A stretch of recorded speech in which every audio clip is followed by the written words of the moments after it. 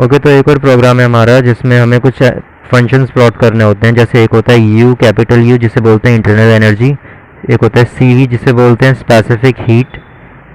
एक होता है डेल ई, इस तरीके से लिखा हुआ था फाइल्स में। सो इसका क्या मतलब होता है? इसका मतलब होता है एनर्जी फ्लक्चुएशंस, एनर्जी फ्लक्चुएशन। उसके बाद एक होता है एफ, इसका बोलते हैं हेल्महोल्ट्ज़ फ्री एनर्जी। और एक होता है एस, इसे बोलते हैं एंट्रोपी।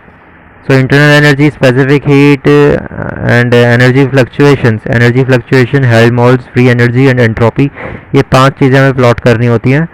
ये एक प्रोग्राम होता है। और प्लॉट या तो हमें मैक्सवेल बोल्ट्जमैन से प्लॉट करना होता है। मैक्सवेल बोल्ट्जमैन के पार्टीशन फंक्शन को बनाना पड़ता है पहले। जैसे ये z जो डिनोटेड है फॉर पार्टीशन फंक्शन है, ये पार्टीशन फंक्शन के लिए डिनोटेड है। सो उस z को पहले कैलकुलेट करना पड़ता है। जब z मिल जाता है उसके बाद उस z का लॉग लेते हैं, उसको डिनोट करते हैं ln z से। तो log z निकाल लेते हैं। पहले पार्टीशन फंक्शन निकालो। अगर बोल्ट्जमैन स्टैटिस्टिक्स के लिए बोला है तो ये वाला उसके लिए ही है, तो उसके लिए पहले z निकालो। z निकालने के बाद log z जैसे तुम्हें मिल ही गया, यहाँ पे तुमने z निकाल लिया था, तुमने साइलम में log z कमांड देके log z निकाल लिया है।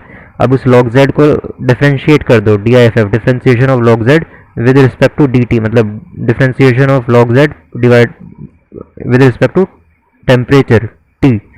डिफ्रेंशिएशन कर दो log z का, उससे मल्टीप्लाई कर दो टेम्परेचर इनटू टेम्परेचर, मतलब टेम्परेचर स्क्वायर से मल्टीप्लाई कर दो और दोबारा मल्टीप्लाई करो एक k यानी बोल्ट्जमैन कांस्टेंट से। तो ये पूरा एक्सप्रेशन बनता है इंटरनल एनर्जी का। अभी तुम्हें थर्मोडायनामिक्स के फॉर्मूले पता होने चाहिए, नहीं पता तो यहाँ से देख लो।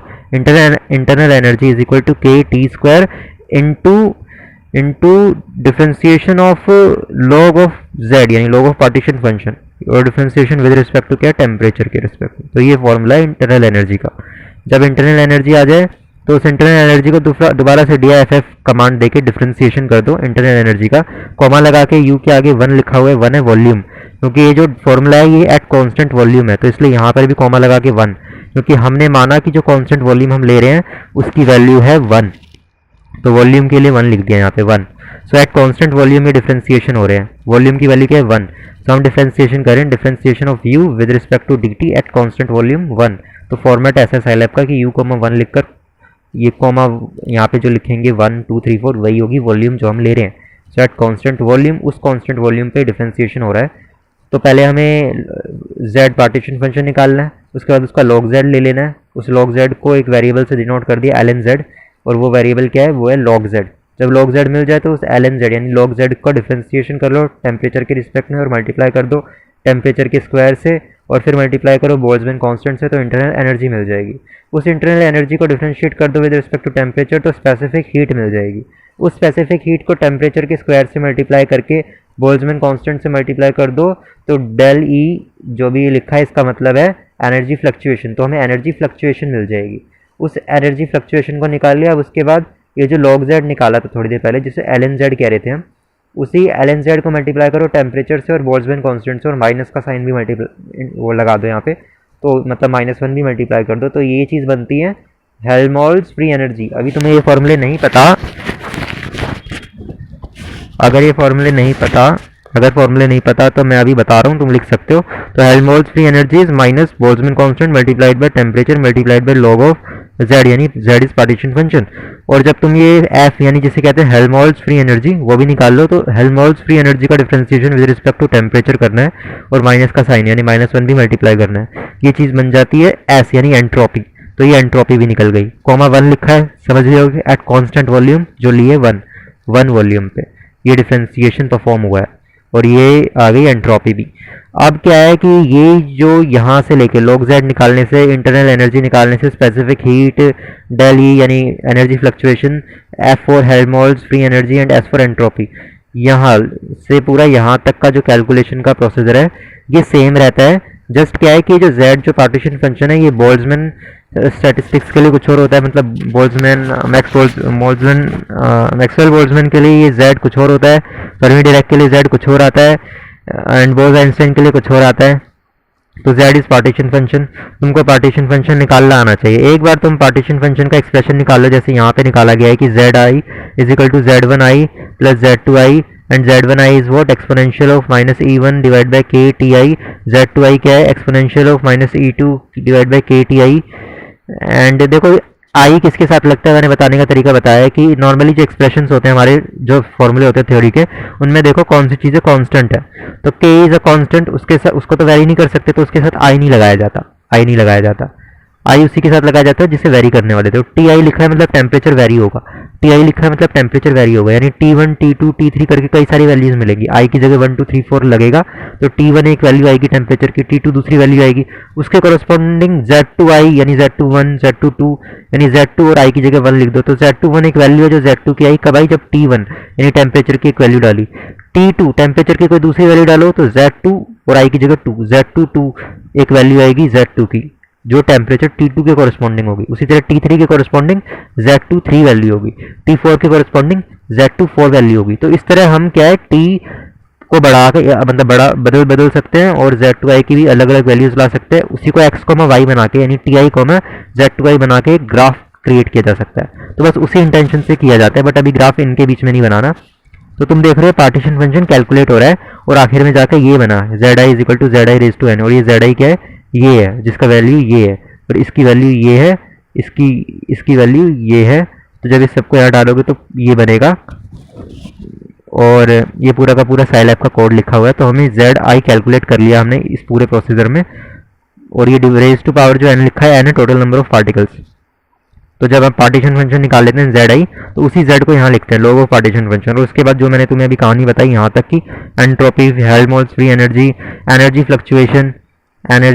फ्लक्चुएशन जो इसको कहते हैं, और CV is specific heat and U is internal energy, log z, ये सब हम कैलकुलेट कर लेते हैं। जस्ट हमें z पता होना चाहिए। तो तुम्हें z निकालना आना चाहिए, वो भी मैं बता देता हूँ कैसे निकलता है z। तो अभी सिखा देता हूँ जल्दी से, ताकि एग्जाम में ऑन द स्पॉट z निकालो, क्योंकि उसका एक्सप्रेशन इज़ वेरी कॉम्प्लिकेटेड और उसका पता होना चाहिए कि वो आ कैसे रहा है।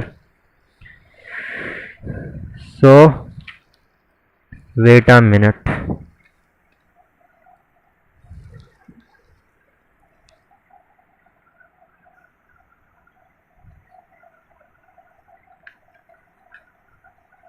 सो पार्टीशन फंक्शन जो होता है ना, जनरल एक्सप्रेशन उसका होता है कि सिग्मा यानी summation over all the states, जितनी भी स्टेट्स पॉसिबल है सिस्टम की, और इस सिग्मा के आगे लिखा होता है e race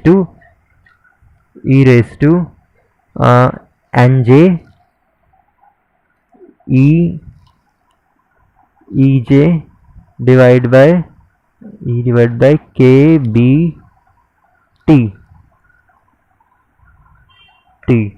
T for temperature, K B for Boltzmann constant, and J is the number of particles जो ई जे एनर्जी पर है।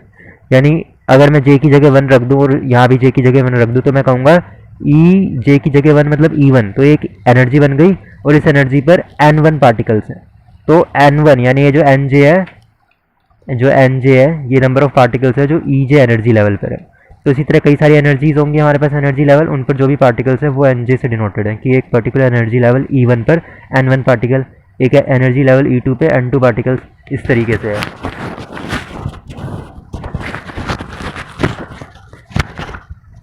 All right. सो हमें कैसे पता चलेगा कि हमें पार्टीशन फंक्शन कैसे निकालना है, मतलब प्रोसीजर समझाता हूँ।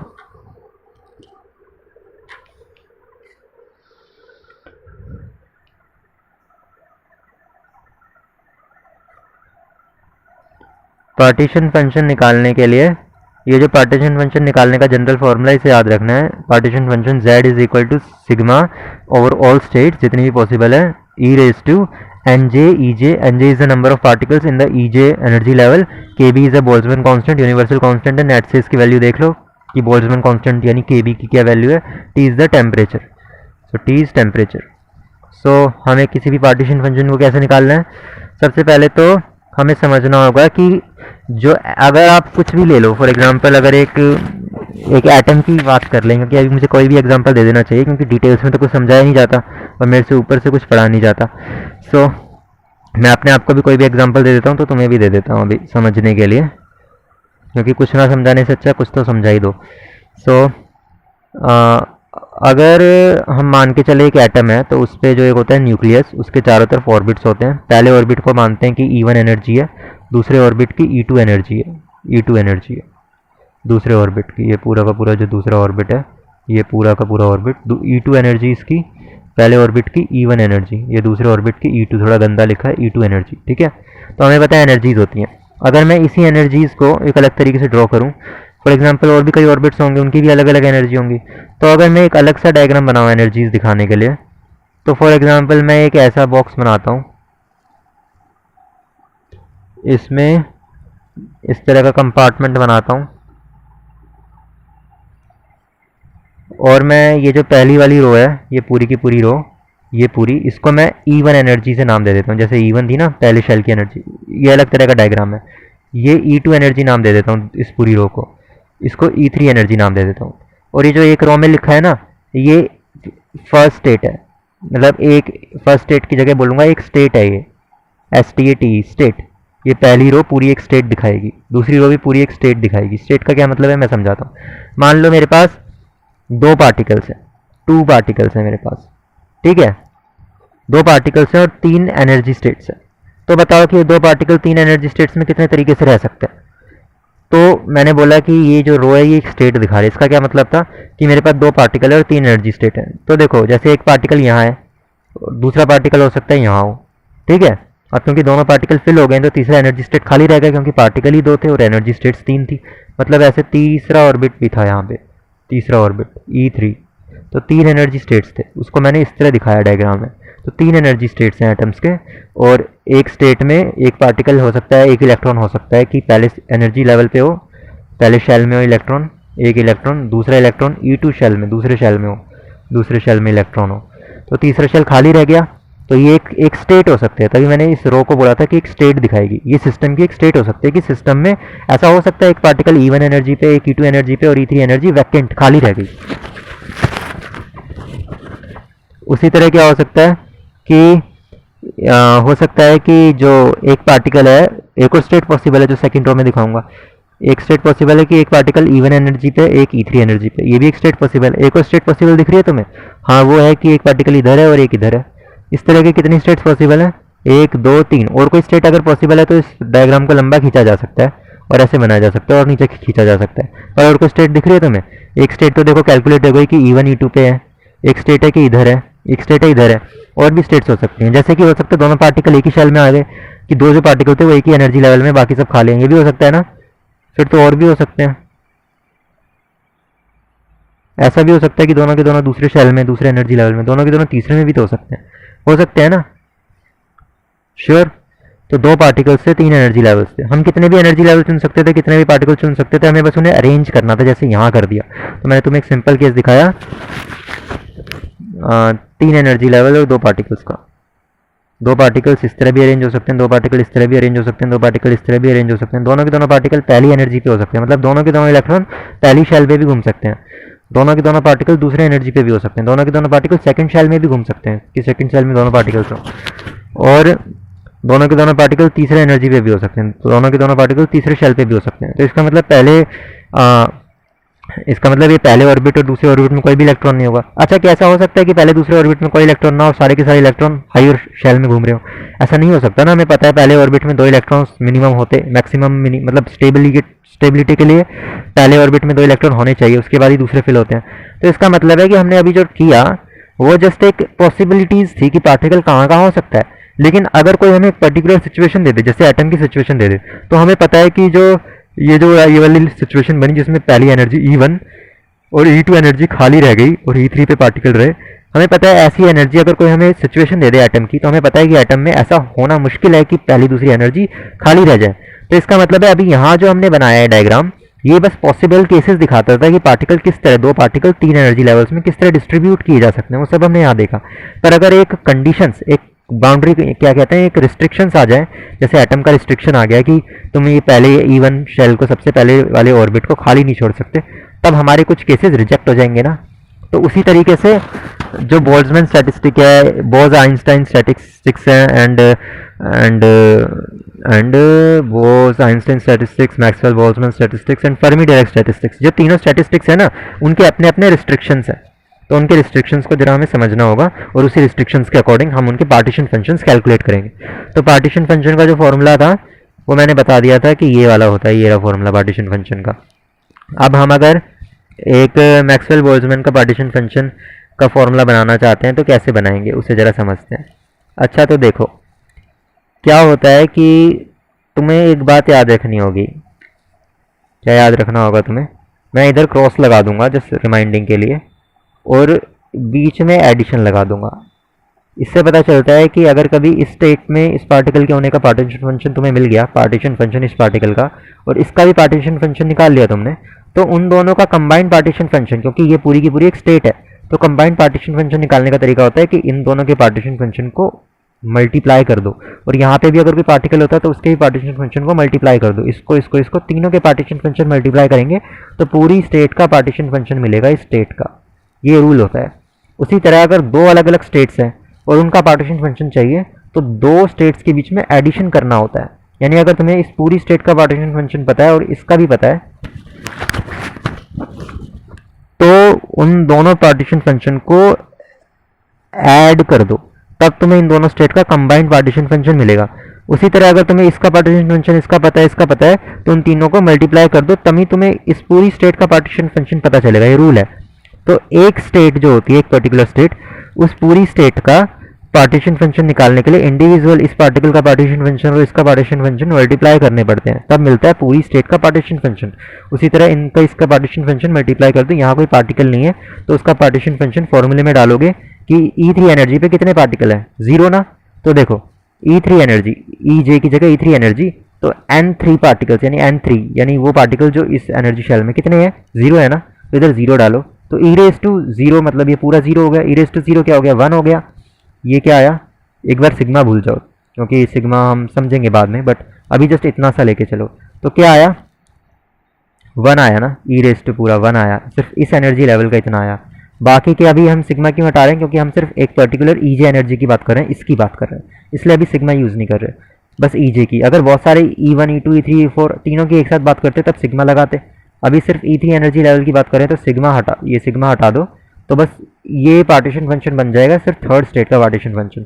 और इसका पार्टीशन फंक्शन क्या आया, क्योंकि NJ 0 है, यहाँ पार्टिकल्स ही नहीं है, तो इस स्टेट का पार्टीशन फंक्शन इधर 0, तो e⁻0 मतलब 1, तो इसका पार्टीशन फंक्शन 1 आया। तो तुम तीनों के पार्टीशन फंक्शन मल्टीप्लाई कर लो, इसका मल्टीप्लाई करोगे तो 1 से मल्टीप्लाई करना पड़ेगा, तो चाहो तो करो या मत करो, 1 से मल्टीप्लाई करना ना करना बात बराबर है, वही आ जाएगा जो मल्टीप्लाई करोगे 1 से।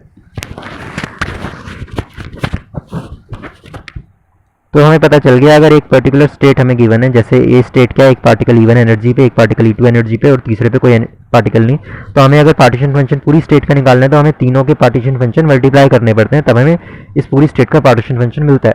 पर एक स्टेट और दूसरे स्टेट का कंबाइंड पार्टीशन फंक्शन निकालना है अलग अलग स्टेट्स का, तो एडिशन करना पड़ता है उनके बीच। ये रूल याद रखना है, पूरे पे चलेगा ये।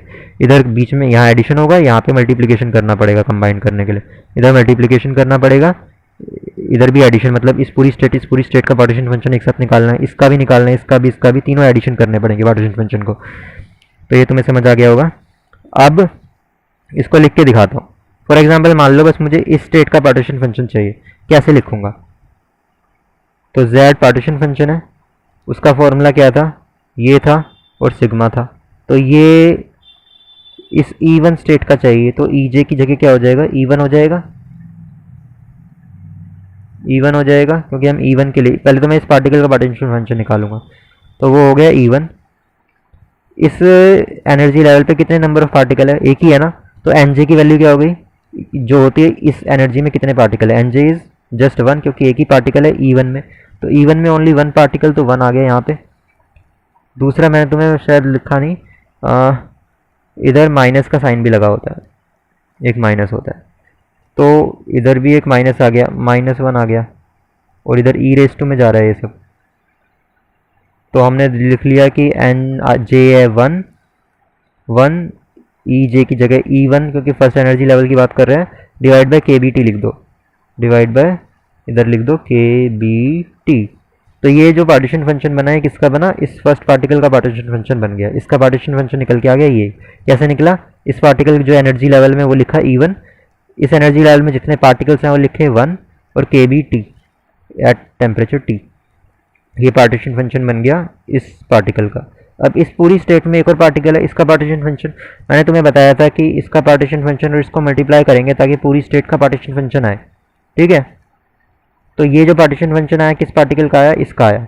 एक और पार्टीशन फंक्शन निकालते हैं, वो निकाल रहे हैं इस वाले पार्टिकल का। वो क्या होगा, इसमें कितने एनर्जी कितने पार्टिकल्स हैं, एक ही पार्टिकल है ना, तो e⁻⁻1 ही लिखूंगा क्योंकि एन जे की वैल्यू जो है 1 आ गई, एन जे की वैल्यू 1 ही पार्टिकल है ई जे में, यानी E2 में एक ही पार्टिकल है, तो 1 पार्टिकल है E2 एनर्जी लेवल में डिवाइड बाय kBT।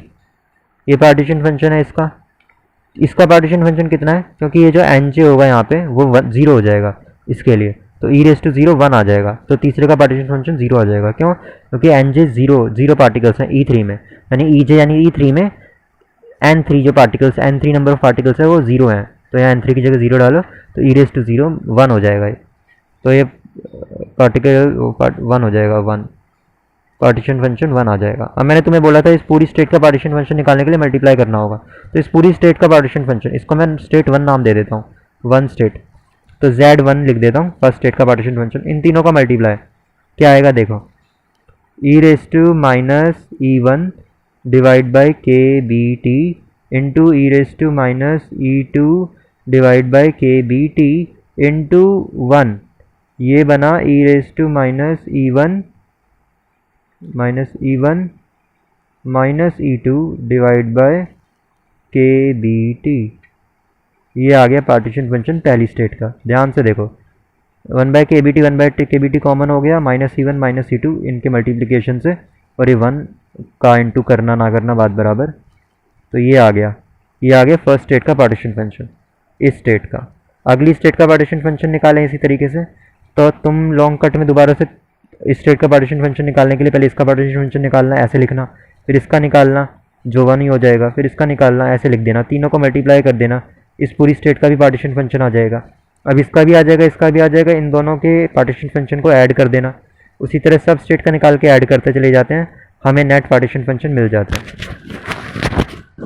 अब तुम्हें क्या समझना है, तुमने पार्टीशन फंक्शन निकालना सीखा, यार ये बहुत लेंदी है, तो तुम ये सीख गए होगे, बाकी का थोड़ा सा अपनी बुक से देखो कि पार्टीशन फंक्शन कैसे निकालते हैं। जस्ट ये याद रखना है कि फर्मी डिराक एक लोता है ऐसा स्टैटिस्टिक्स है फर्मी डिराक, जिसमें एक कंडीशन जाती है कि no more than 1 particle can exist in single cell. तो जैसे एक एनर्जी शेल बना ना E1 का, इसमें एक ही पार्टिकल हो सकता है, तो ये वाला जो केस है ये कैंसिल हो गया, ये कैंसिल हो गया, ये भी कैंसिल हो गया, ये तीनों स्टेट्स कैंसिल हो गए, क्योंकि फर्मी डिराक का रूल है कि एक शेल में एक सेल में एक से ज़्यादा पार्टिकल नहीं, तो ये रिजेक्टेड, ये रिजेक्टेड, ये रिजेक्टेड, तीनों रिजेक्टेड। तो फर्मी डिराक में कौन कौन सी हो सकते हैं, ये तीनों हो सकते हैं, तो इन तीनों के लिए सिर्फ स्टेट्स बनेंगी, बाकी 3 रिजेक्ट हो जाएंगे। तो फर्मी डिराक के लिए इस तरीके से बनेगा। टीचर बोलेगी कि 3 एनर्जी लेवल और 2 पार्टिकल्स के लिए प्रोग्राम बनाओ, या बोलेगी 4 एनर्जी लेवल और 3 पार्टिकल के लिए प्रोग्राम बताओ, तो जितने एनर्जी लेवल है उतना डायग्राम लंबा कर लेना, जितने पार्टिकल्स है उतने ही इधर डाल के देखना कितने पॉसिबल स्ट्रक्चर्स बन सकते हैं। फर्मी डिराक में एक शेल में 2 पार्टिकल्स नहीं आ सकते, उन्हें हटा देना।